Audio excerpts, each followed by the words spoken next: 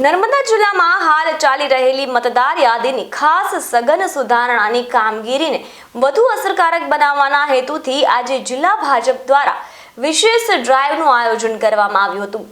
જિલ્લા ભાજપના પ્રમુખ નીલભાઈ રાવના જણાવ્યા અનુસાર જિલ્લાના તમામ બૂથ પર અગ્રણી આગેવાનો અને પાયાના કાર્યકર્તાઓ સવારના 9 થી સાંજના 4 વાગ્યા સુધી હાજર રહીને નાગરિકોના મતદાન ગણતરી પત્રક એકત્રિત કરવાની અને ભરી આપવાની કામગીરીમાં સહયોગ આપ્યો હતો।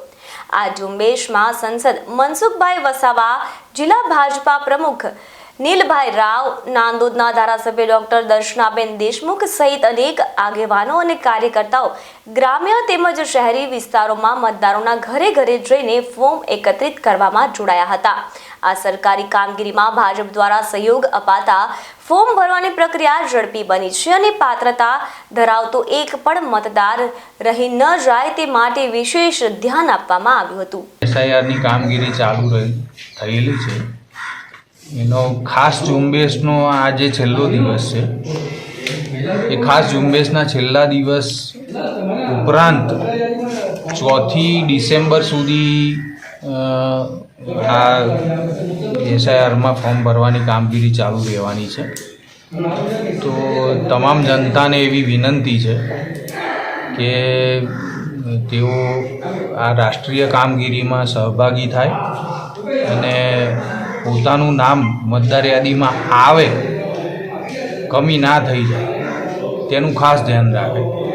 એના માટે બીએલઓ અત્યારે હાલ બૂથ ઉપર બેઠા છે અને બીએલઓ તમામ ફોર્મ સ્વીકારે છે।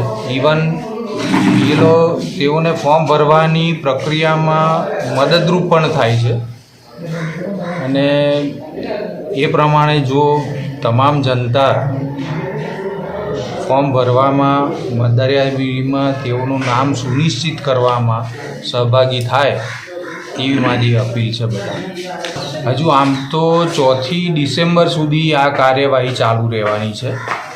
એ પછી 9મી ડિસેમ્બરે ફાઇનલ ડ્રાફ્ટ મતદાર યાદી જે પ્રસિદ્ધ થવાની છે, ડ્રાફ્ટ મતદાર યાદીમાં જે લોકોના નામ નહીં આવ્યા હોય, ચલો માની લો કે કોઈ કારણસર કમી થયા હોય, તો એ લોકોને જાન્યુઆરી મહિનાના એન્ડ સુધીમાં એ લોકોને 6 નંબરના ફોર્મ ભરીને ફરીથી મતદાર યાદીમાં નામ દાખલ કરવાની